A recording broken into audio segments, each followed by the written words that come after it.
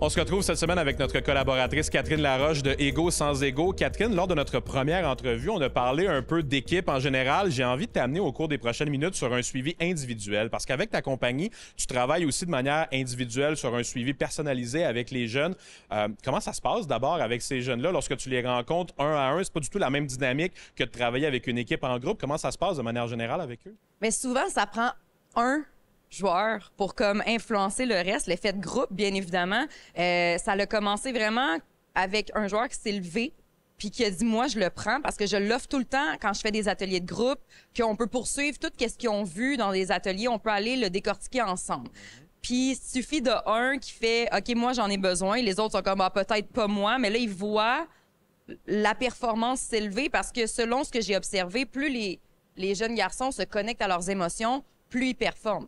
Parce que souvent, les émotions qui sont pas gérées se transforment en anxiété, puis c'est là que on va commencer à faire des mauvaises passes ou pas être à la pleine capacité de qui on est sur la glace.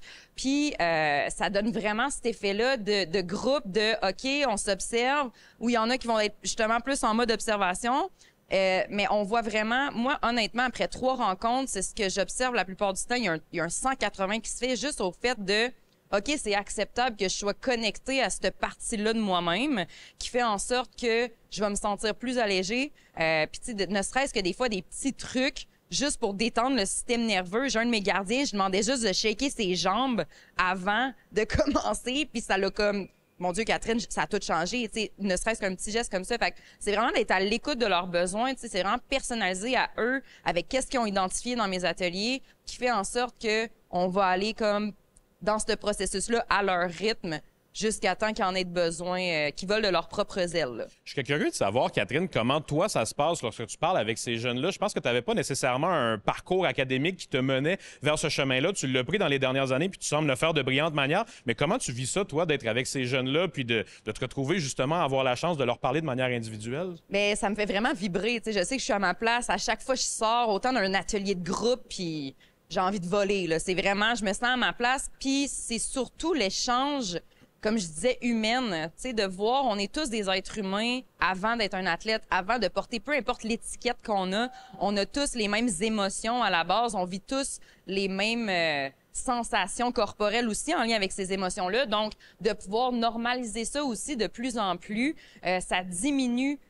C'est vraiment ce que j'observe avec l'individu, ça diminue la pression de performer et ils s'amusent plus. Donc, ça va vraiment leur apporter... Parce qu'il y en a qui ont même plus de plaisir au jeu, tellement que la pression, elle est là. Puis surtout dans le midget 3, je vais l'observer que les jeunes garçons, ils ont plus de plaisir. C'est pas normal, tu sais, on va essayer de se souvenir pourquoi on a mis des patins à la base. Donc, c'est vraiment de les ramener là du pourquoi tu as commencé ça, puis que tu peux performer en ayant du plaisir, tu peux performer en étant humble et en accueillant toutes ces sensations-là qui vont juste te mener vers le positif de ton cheminement sportif. Catherine, je pense qu'en terminant, on pourrait peut-être s'adresser un peu aux entraîneurs. Il y en a beaucoup qui nous regardent.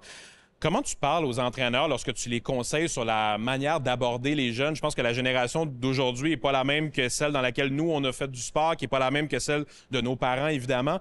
Comment on parle à cette génération-là? Ce sont quoi les codes, selon toi, de ces jeunes-là pour réussir à les toucher, puis à aller les chercher, entre guillemets, puis à les amener là où on veut les amener?